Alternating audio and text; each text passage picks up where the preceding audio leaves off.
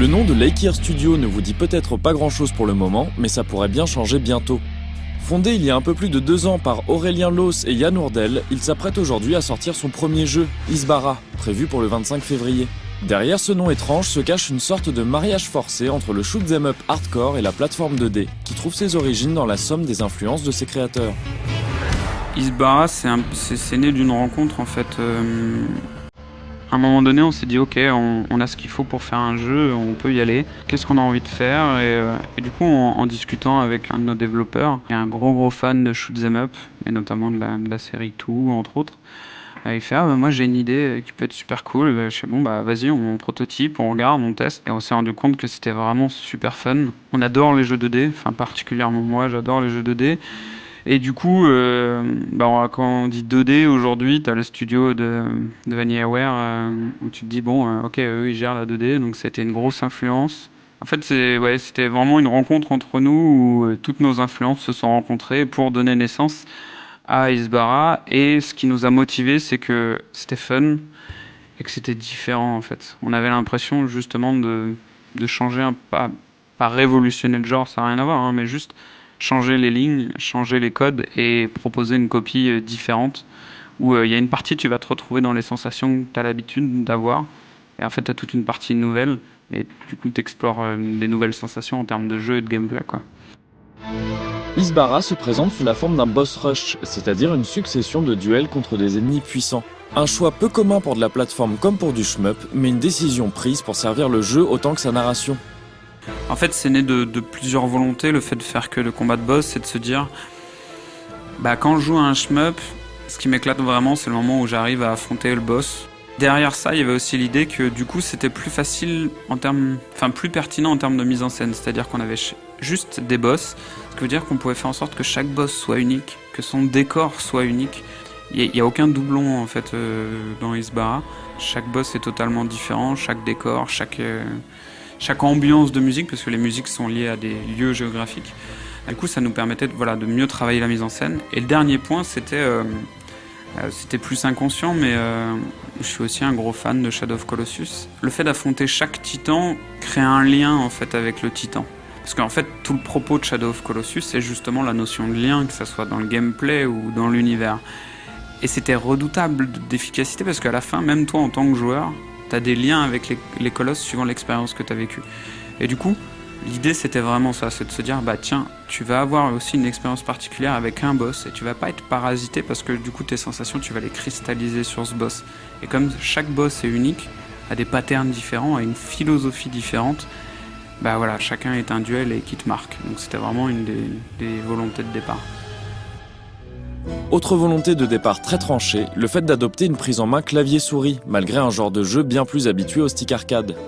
C'est venu en tête dès le départ, parce que cette prise en main clavier-souris, elle est déterminée par le gameplay. C'est-à-dire que tu as 3 pouvoirs, qui sont le slow motion, un dash omnidirectionnel, et tu peux tracer un mur, tu peux t'en servir comme plateforme ou comme bouclier pour stopper les belettes pendant un temps. Tu as besoin d'énormément de précision, que ce soit au dash ou que ce soit pour tracer le mur. Et en fait, aucun device, à part le clavier-souris, ne te permet de jongler rapidement et précisément avec les 3 pouvoirs.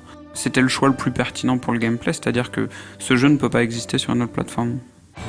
Faite de mélange des genres et de partis pris radicaux, la recette d'un jeu comme Isbara n'est pas des plus simples à concevoir, surtout pour un studio de taille très modeste. Le vrai truc le plus dur, ça a été le level design. Fallait qu'on comprenne à 100% les shmups, qu'on voit ce qui était les plus fun, les plus intéressants, qu'est-ce qui les rendait bons, lesquels avaient un semblant de LD, lesquels n'avaient pas de LD.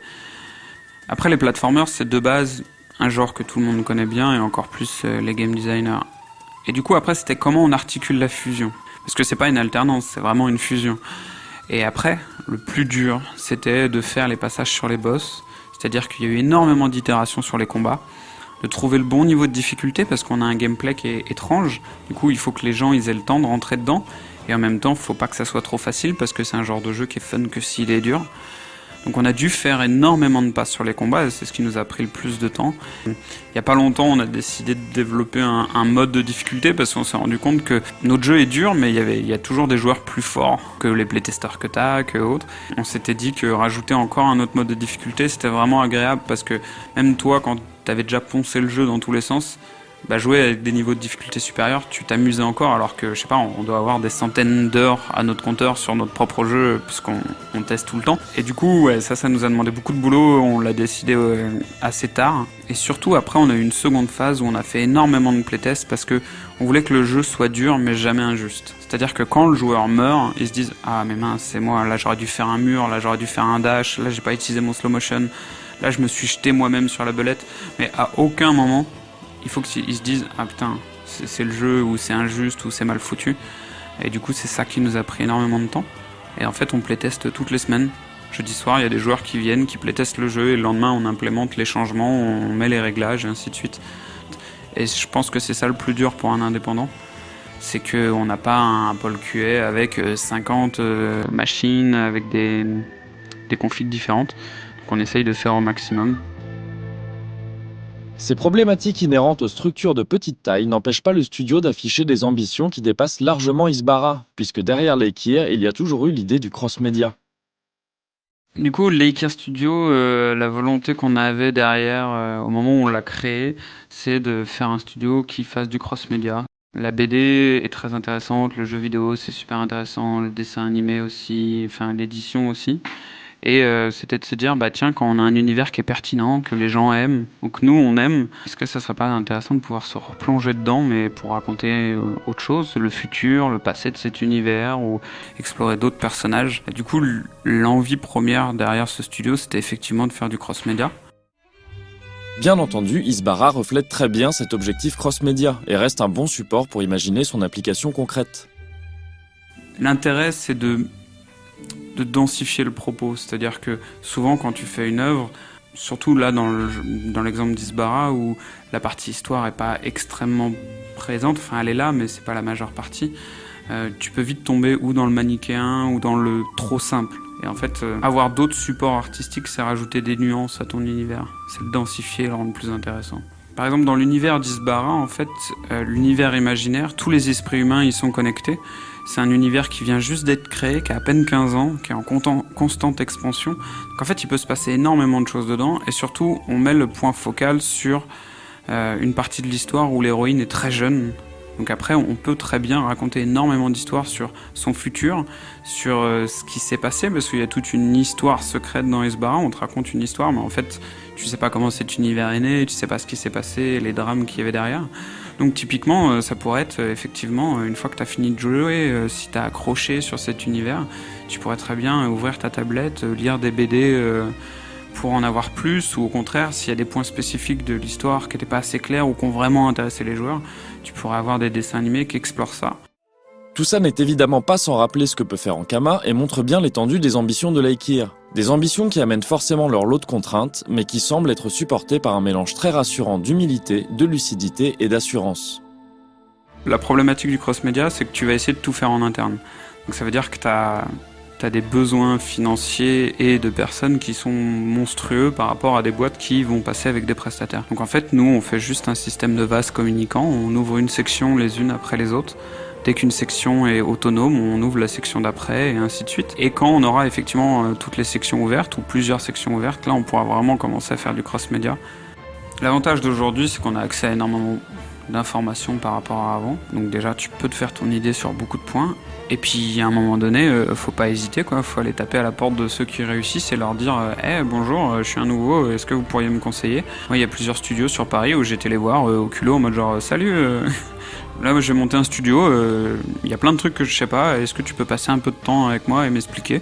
En fait, il y a un premier temps, c'est faut réunir l'information pour savoir exactement ce que tu fais. Et surtout, faut le planifier bien à l'avance, en fait. C'est-à-dire que souvent, il y a des gens qui se disent « Allez, on fait un jeu !» Mais en fait, si t'as pas anticipé comment tu vas le vendre, tu restes une société quoi que tu dises. C'est-à-dire que tes employés, ils ont besoin de leur paye. Leur paye, c'est ce qui fait qu'ils peuvent payer leur loyer, qu'ils peuvent payer leur bouffe et tout.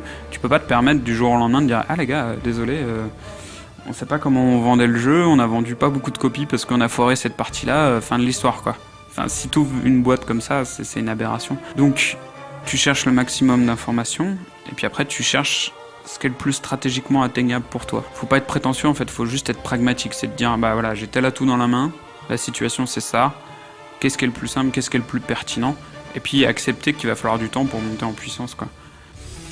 En attendant, on l'espère, de constater cette montée en puissance, on vous reparlera évidemment d'Isbara très bientôt dans une critique.